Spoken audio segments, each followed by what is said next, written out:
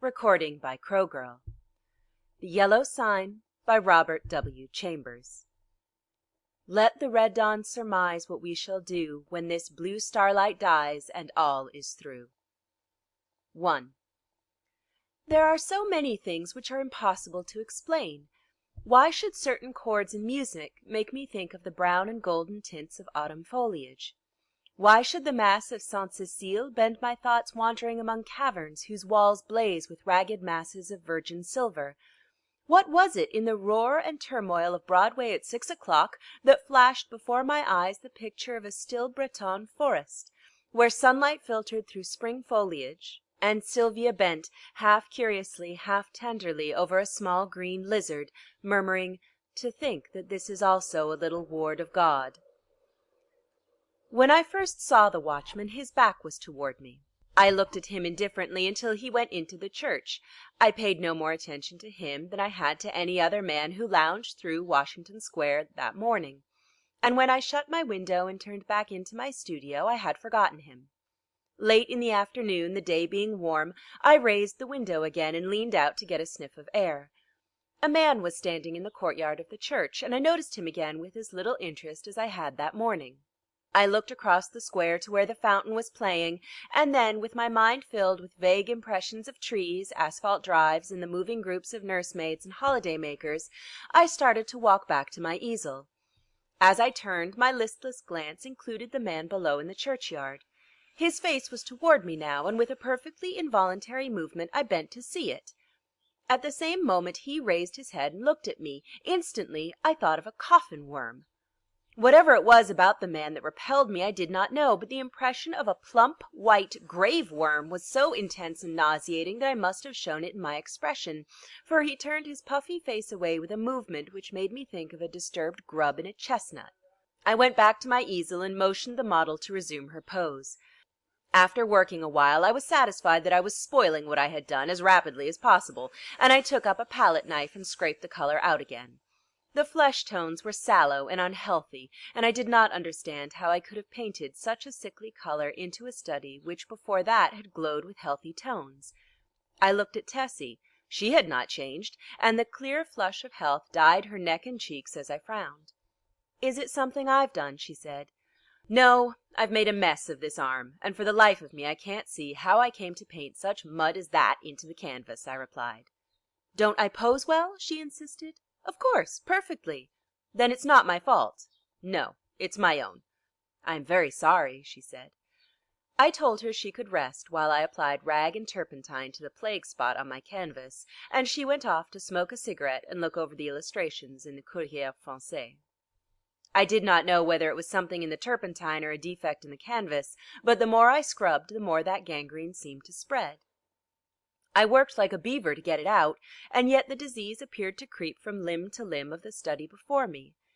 Alarmed, I strove to arrest it, but now the color on the breast changed, and the whole figure seemed to absorb the infection as a sponge soaks up water. Vigorously I plied palette knife, turpentine, and scraper, thinking all the time what a séance I should hold with Duval, who had sold me the canvas, but soon I noticed that it was not the canvas which was defective, nor yet the colors of Edward. It must be the turpentine, I thought angrily, or else my eyes have become so blurred and confused by the afternoon light that I can't see straight. I called Tessie, the model. She came and leaned over my chair, blowing rings of smoke into the air. "What have you been doing to it?" she exclaimed. "Nothing," I growled. "It must be this turpentine." "What a horrible color it is now," she continued. "Do you think my flesh resembles green cheese?" "No, I don't," I said angrily. "Did you ever know me to paint like that before?" "No, indeed." "Well, then, it must be the turpentine or something," she admitted. She slipped on a Japanese robe and walked to the window. I scraped and rubbed until I was tired, and finally picked up my brushes and hurled them through the canvas with a forcible expression, the tone alone of which reached Tessie's ears. Nevertheless, she promptly began, "That's it. Swear and act silly and ruin your brushes. You have been 3 weeks on that study, and now look. What's the good of ripping the canvas? What creatures artists are!" I felt about as much ashamed as I usually did after such an outbreak, and I turned the ruined canvas to the wall. Tessie helped me clean my brushes and then danced away to dress. From the screen she regaled me with bits of advice concerning whole or partial loss of temper, until, thinking perhaps I had been tormented sufficiently, she came out to implore me to button her waist where she could not reach it on the shoulder. "Everything went wrong from the time you came back from the window and talked about that horrid-looking man you saw in the churchyard," she announced. "Yes, he probably bewitched the picture," I said, yawning. I looked at my watch. "It's after 6, I know," said Tessie, adjusting her hat before the mirror. "Yes," I replied. "I didn't mean to keep you so long." I leaned out of the window, but recoiled with disgust, for the young man with the pasty face stood below in the churchyard. Tessie saw my gesture of disapproval and leaned from the window. "Is that the man you don't like?" she whispered. I nodded. "I can't see his face, but he does look fat and soft. Some way or other," she continued, turning to look at me, "he reminds me of a dream, an awful dream I once had. Or," she mused, looking down at her shapely shoes, "was it a dream after all?" "How should I know?" I smiled. Tessie smiled in reply. "You were in it," she said, "so perhaps you might know something about it." "Tessie, Tessie," I protested, "don't you dare flatter by saying that you dream about me." "But I did," she insisted. "Shall I tell you about it?" "Go ahead," I replied, lighting a cigarette. Tessie leaned back on the open window sill and began very seriously. "One night last winter I was lying in bed thinking about nothing at all in particular. I had been posing for you and I was tired out, yet it seemed impossible for me to sleep. I heard the bells in the city ring 10, 11, and midnight. I must have fallen asleep about midnight because I don't remember hearing the bells after that. It seemed to me that I had scarcely closed my eyes when I dreamed that something impelled me to go to the window. I rose and, raising the sash, leaned out. 25th Street was deserted as far as I could see. I began to be afraid. Everything outside seemed so black and uncomfortable. Then the sound of wheels in the distance came to my ears, and it seemed to me as though that was what I must wait for. Very slowly the wheels approached, and finally I could make out a vehicle moving along the street. It came nearer and nearer, and when it passed beneath my window I saw it was a hearse.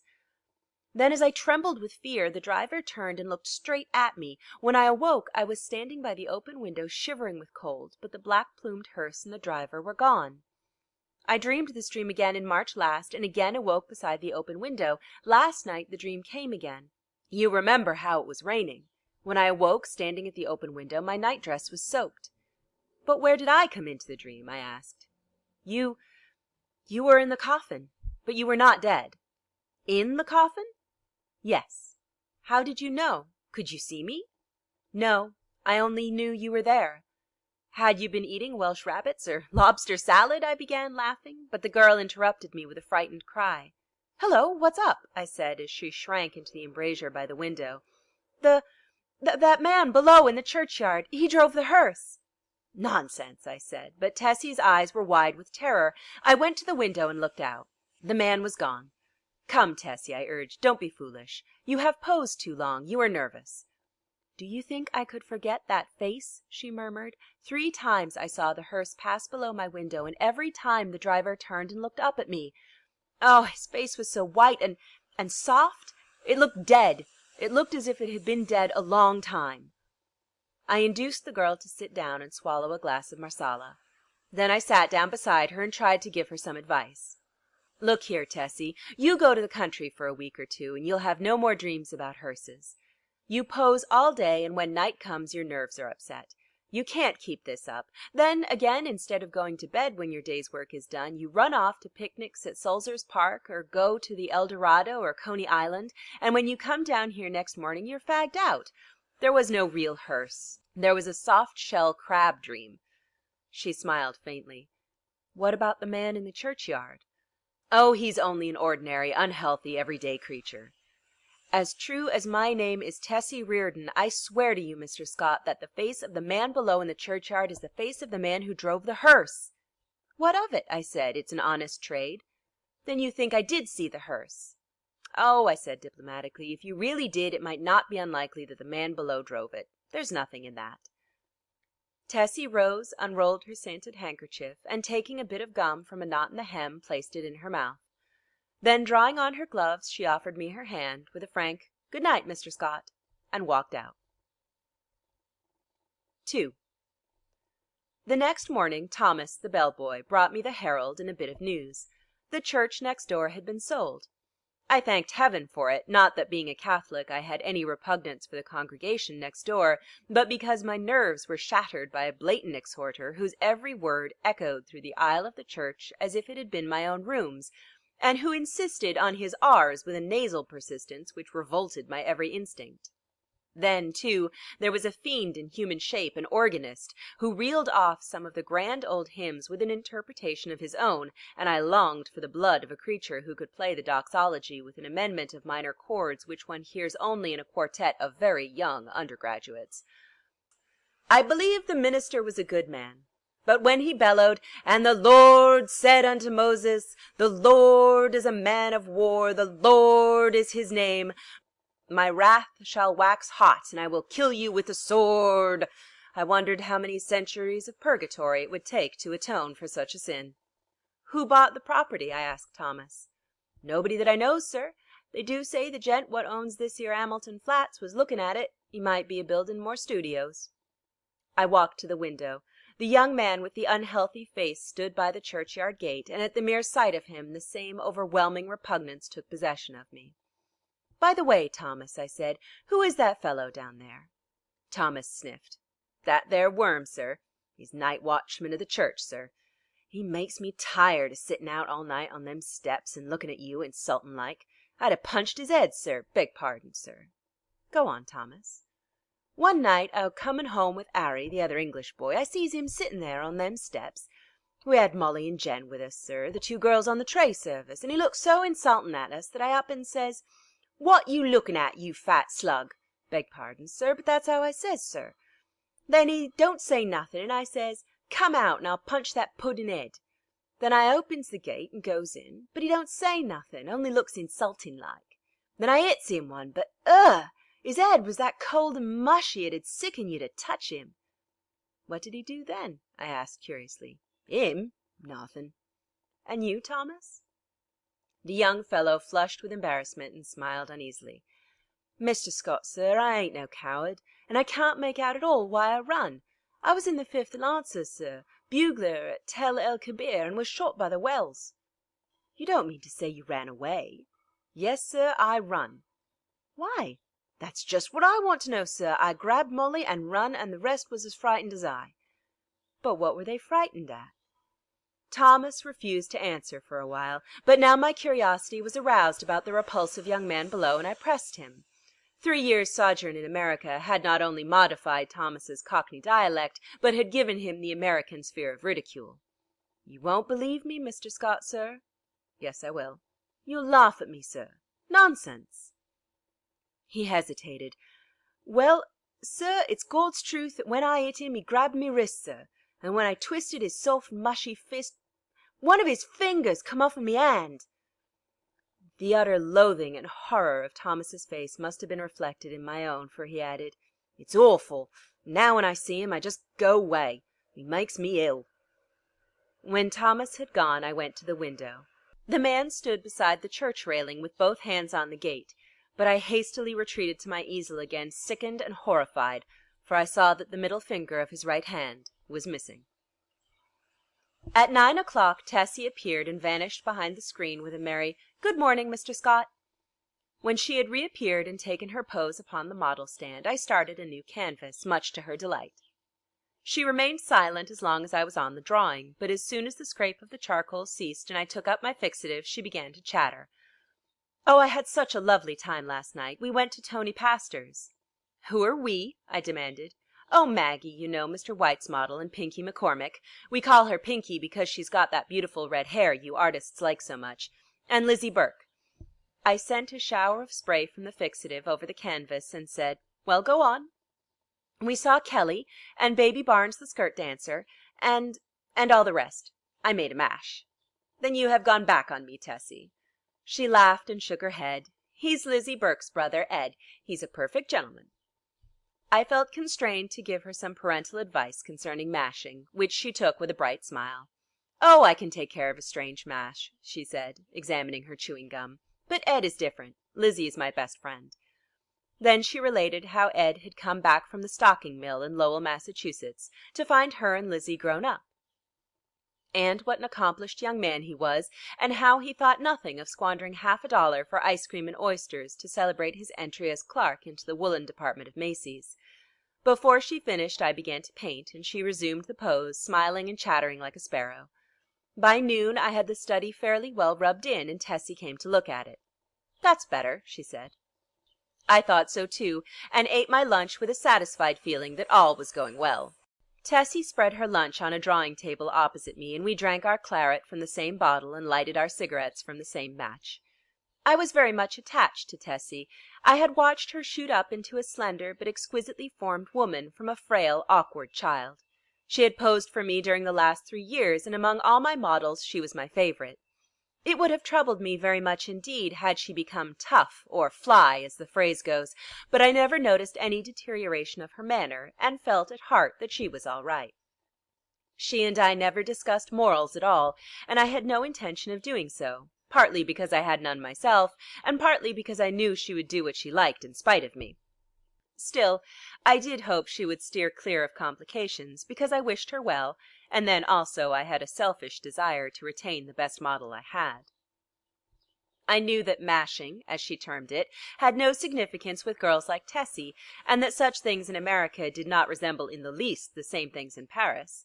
Yet, having lived with my eyes open, I also knew that somebody would take Tessie away some day in one manner or another.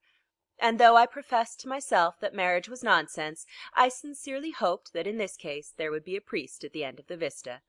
I am a Catholic.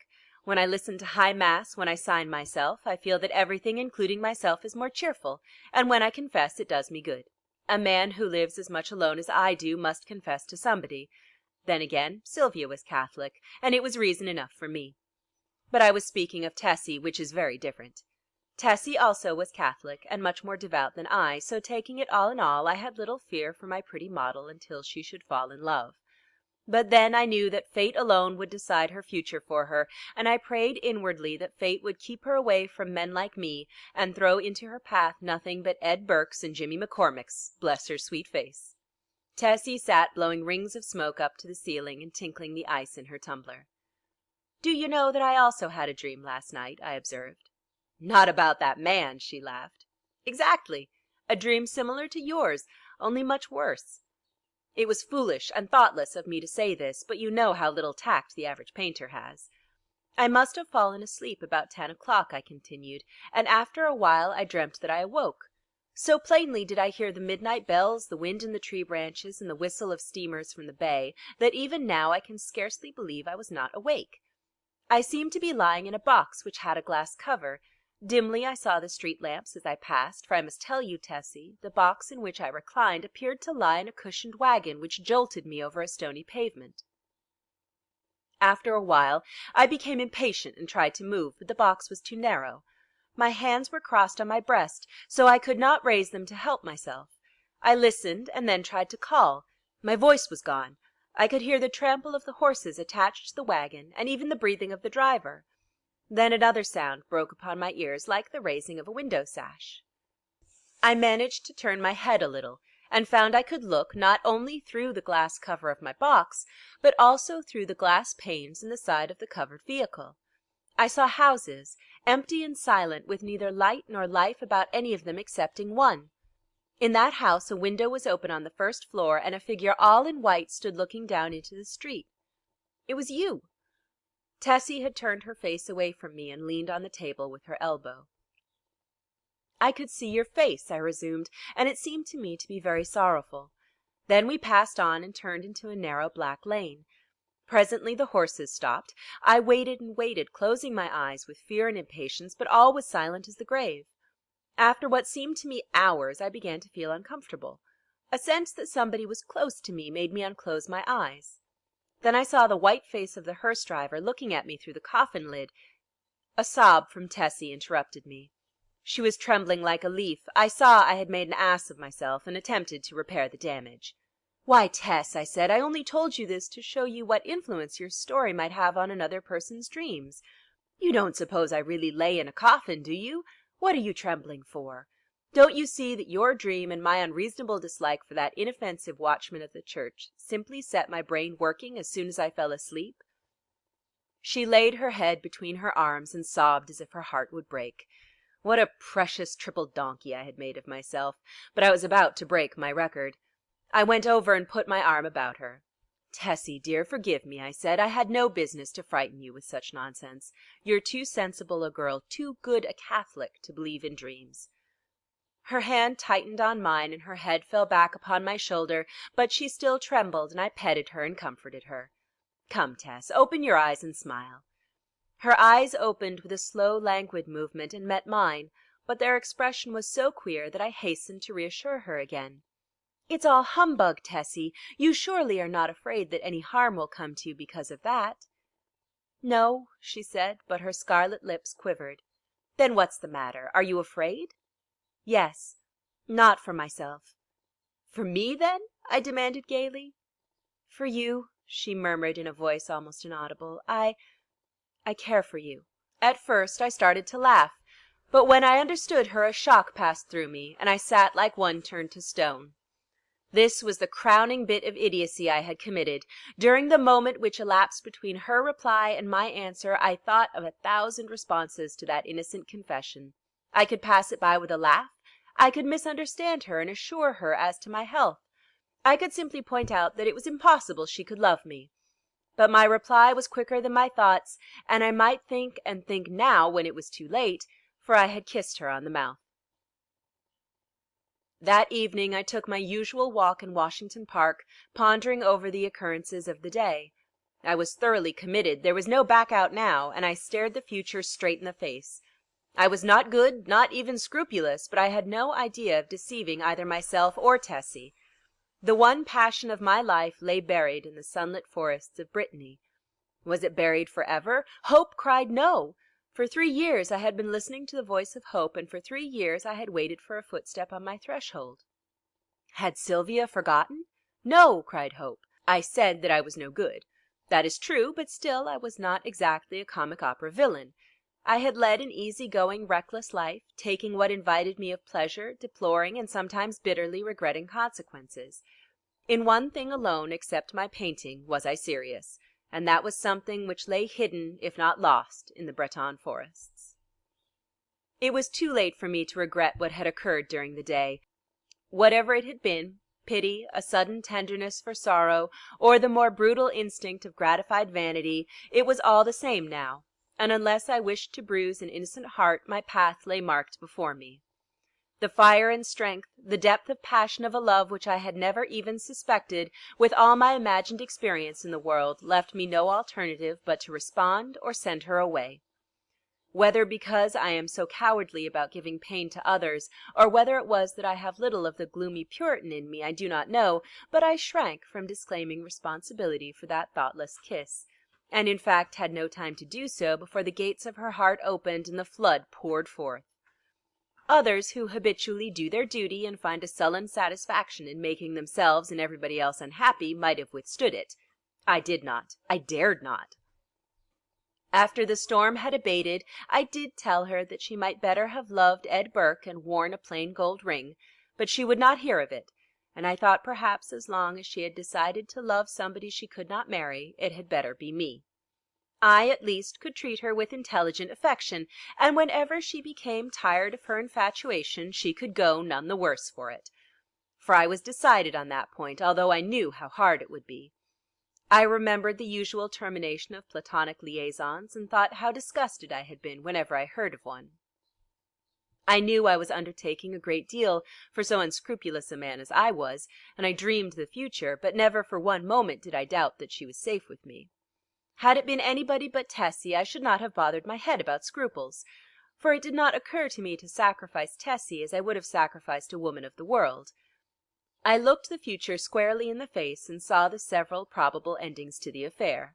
She would either tire of the whole thing, or become so unhappy that I should have either to marry her or go away. If I married her, we would be unhappy, I with a wife unsuited to me, and she with a husband unsuitable for any woman. For my past life could scarcely entitle me to marry. If I went away, she might either fall ill, recover, and marry some Eddie Burke, or she might recklessly or deliberately go and do something foolish. On the other hand, if she tired of me, then her whole life would be before her, with beautiful vistas of Eddie Burkes and marriage rings and twins and Harlem Flats and heaven knows what. As I strolled along through the trees by the Washington Arch, I decided that she should find a substantial friend in me anyway, and the future could take care of itself. Then I went into the house and put on my evening dress, for the little faintly perfumed note on my dresser said, "Have a cab at the stage door at 11." And the note was signed Edith Carmichael, Metropolitan Theater. I took supper that night, or rather we took supper, Miss Carmichael and I, at Solari's, and the dawn was just beginning to gild the cross on the Memorial Church as I entered Washington Square after leaving Edith at the Brunswick. There was not a soul in the park as I passed along the trees and took the walk which leads from the Garibaldi statue to the Hamilton apartment house, but as I passed the churchyard I saw a figure sitting on the stone steps. In spite of myself, a chill crept over me at the sight of the white, puffy face, and I hastened to pass. Then he said something which might have been addressed to me, or might merely have been a mutter to himself, but a sudden furious anger flamed up within me that such a creature should address me. For an instant I felt like wheeling about and smashing my stick over his head, but I walked on, and entering the Hamilton, went to my apartment. For some time I tossed about the bed trying to get the sound of his voice out of my ears, but could not. It filled my head, that muttering sound, like thick oily smoke from a fat-rendering vat, or an odor of noisome decay. As I lay and tossed about, the voice in my ears seemed more distinct, and I began to understand the words he had muttered. They came to me slowly, as if I had forgotten them, and at last I could make some sense out of the sounds. It was this: "Have you found the yellow sign? Have you found the yellow sign? Have you found the yellow sign?" I was furious. What did he mean by that? Then, with a curse upon him and his, I rolled over and went to sleep. But when I awoke later I looked pale and haggard, for I had dreamed the dream of the night before, and it troubled me more than I cared to think. I dressed and went down into my studio. Tessie sat by the window, but as I came in she rose and put both arms around my neck for an innocent kiss. She looked so sweet and dainty that I kissed her again, and then sat down before the easel. "Hello, where's the study I began yesterday?" I asked. Tessie looked conscious, but did not answer. I began to hunt among the piles of canvases, saying, "Hurry up, Tess, and get ready. We must take advantage of the morning light." When at last I gave up the search among the other canvases and turned to look around the room for the missing study, I noticed Tessie standing by the screen with her clothes still on. "What's the matter?" I asked. "Don't you feel well?" "Yes." "Then hurry." "Do you want me to pose as I have always posed?" Then I understood. Here was a new complication. I had lost, of course, the best nude model I had ever seen. I looked at Tessie. Her face was scarlet. Alas, alas, we had eaten of the tree of knowledge, and Eden and native innocence were dreams of the past. I mean, for her. I suppose she noticed the disappointment on my face, for she said, "I will pose if you wish. The study is behind the screen here, where I put it." "No," I said, "we will begin something new." And I went into my wardrobe and picked out a Moorish costume which fairly blazed with tinsel. It was a genuine costume, and Tessie retired to the screen with it, enchanted. When she came forth again, I was astonished. Her long black hair was bound above her forehead with a circlet of turquoises, and the ends curled about her glittering girdle. Her feet were encased in the embroidered pointed slippers, and the skirt of her costume, curiously wrought with arabesques in silver, fell to her ankles. The deep metallic blue vest embroidered with silver and the short Mauresque jacket, spangled and sewn with turquoises, became her wonderfully. She came up to me and held up her face, smiling. I slipped my hand into my pocket, and drawing out a gold chain with a cross attached, dropped it over her head. "It's yours, Tessie." "Mine?" she faltered. "Yours. Now go and pose." Then, with a radiant smile, she ran behind the screen and presently reappeared with a little box on which was written my name. "I had intended to give it to you when I went home tonight," she said, "but I can't wait now." I opened the box. On the pink cotton inside lay a clasp of black onyx, on which was inlaid a curious symbol or letter in gold. It was neither Arabic nor Chinese, nor, as I found afterwards, did it belong to any human script. "It's all I had to give you for a keepsake," she said timidly. I was annoyed, but I told her how much I should prize it, and promised to wear it always. She fastened it on my coat beneath the lapel. "How foolish, Tess, to go and buy me such a beautiful thing as this," I said. "I did not buy it," she laughed. "Where did you get it?" Then she told me how she had found it one day while coming from the aquarium in the Battery, how she had advertised it and watched the papers, but at last gave up all hopes of finding the owner. "That was last winter," she said, "the very day I had the first horrid dream about the hearse." I remembered my dream of the previous night, but said nothing, and presently my charcoal was flying over a new canvas, and Tessie stood motionless on the model stand. 3. The day following was a disastrous one for me. While moving a framed canvas from one easel to another, my foot slipped on the polished floor, and I fell heavily on both wrists. They were so badly sprained that it was useless to attempt to hold a brush, and I was obliged to wander about the studio, glaring at unfinished drawings and sketches, until despair seized me, and I sat down to smoke and twiddle my thumbs with rage. The rain blew against the windows and rattled on the roof of the church, driving me into a nervous fit with its interminable patter. Tessie sat sewing by the window, and every now and then raised her head and looked at me with such innocent compassion that I began to feel ashamed of my irritation, and looked about for something to occupy me. I had read all the papers and all the books in the library, but for the sake of something to do I went to the bookcases and shoved them open with my elbow. I knew every volume by its color, and examined them all, passing slowly around the library and whistling to keep up my spirits. I was turning to go into the dining room when my eye fell upon a book bound in serpent skin, standing in a corner of the top shelf of the last bookcase.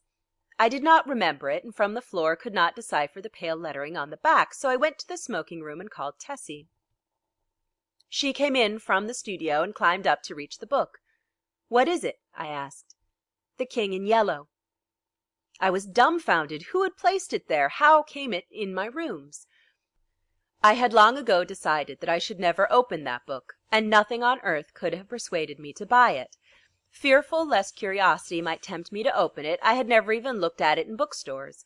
If I ever had any curiosity to read it, the awful tragedy of young Castaigne, whom I knew, prevented me from exploring its wicked pages. I had always refused to listen to any description of it, and indeed nobody ever ventured to discuss the second part aloud, so I had absolutely no knowledge of what those leaves might reveal.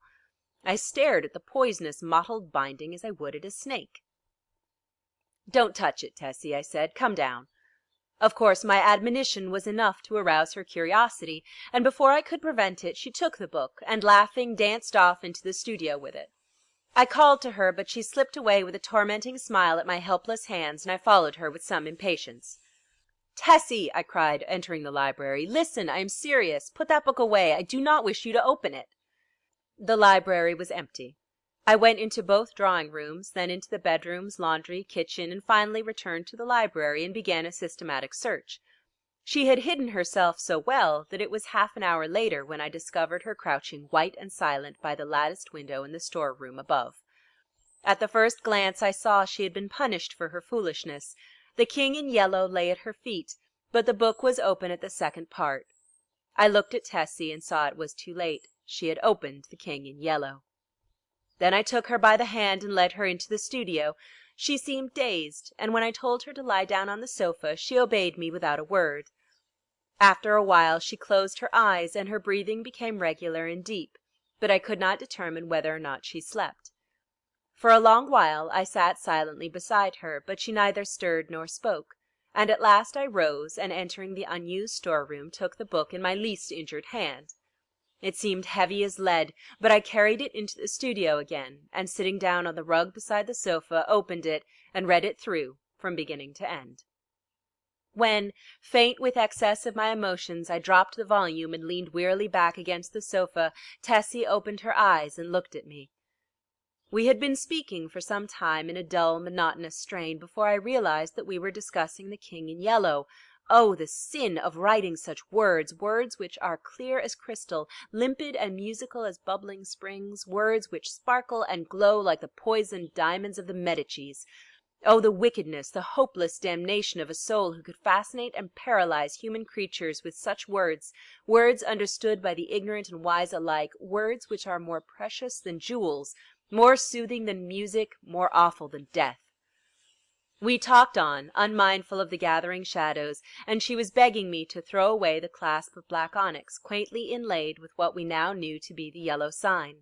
I never shall know why I refused, though even at this hour, here in my bedroom as I write this confession, I should be glad to know what it was that prevented me from tearing the yellow sign from my breast and casting it into the fire. I am sure I wished to do so, and yet Tessie pleaded with me in vain. Night fell and the hours dragged on, but still we murmured to each other of the king and the pallid mask, and midnight sounded from the misty spires in the fog-wrapped city. We spoke of Hastur and Casilda, while outside the fog rolled against the blank window panes as the cloud waves roll and break on the shores of Hali. The house was very silent now, and not a sound came up from the misty streets. Tessie lay among the cushions, her face a gray blot in the gloom, but her hands were clasped in mine, and I knew that she knew and read my thoughts as I read hers, for we had understood the mystery of the Hyades, and the phantom of truth was laid. Then, as we answered each other, swiftly, silently, thought on thought, the shadows stirred in the gloom about us, and far in the distant streets we heard a sound. Nearer and nearer it came, the dull crunching of wheels, nearer and yet nearer, and now outside before the door it ceased, and I dragged myself to the window and saw a black-plumed hearse. The gate below opened and shut, and I crept shaking to my door and bolted it, but I knew no bolts, no locks could keep that creature out who was coming for the yellow sign. And now I heard him moving very softly along the hall. Now he was at the door, and the bolts rotted at his touch. Now he had entered. With eyes starting from my head, I peered into the darkness, but when he came into the room I did not see him. It was only when I felt him envelop me in his cold, soft grasp that I cried out and struggled with deadly fury, but my hands were useless, and he tore the onyx clasp from my coat and struck me full in the face. Then as I fell, I heard Tessie's soft cry, and her spirit fled, and even while falling I longed to follow her, for I knew that the king in yellow had opened his tattered mantle, and there was only God to cry to now. I could tell more, but I cannot see what help it will be to the world. As for me, I am past human help or hope. As I lie here writing, careless even whether or not I die before I finish, I can see the doctor gathering up his powders and phials with a vague gesture to the good priest beside me, which I understand. They will be very curious to know the tragedy, they of the outside world who write books and print millions of newspapers, but I shall write no more, and the Father Confessor will seal my last words with the seal of sanctity when his holy office is done. They of the outside world may send their creatures into wrecked homes and death-smitten firesides, and their newspapers will batten on blood and tears, but with me their spies must halt before the confessional. They know that Tessie is dead and that I am dying. They know how the people in the house, aroused by an infernal scream, rushed into my room and found one living and two dead, but they do not know what I shall tell them now. They do not know that the doctor said, as he pointed to a horrible decomposed heap on the floor, the livid corpse of the watchman from the church, "I have no theory, no explanation. That man must have been dead for months." I think I am dying. I wish the priest would... End of The Yellow Sign. Recording by Crowgirl, caracrow.blogspot.com.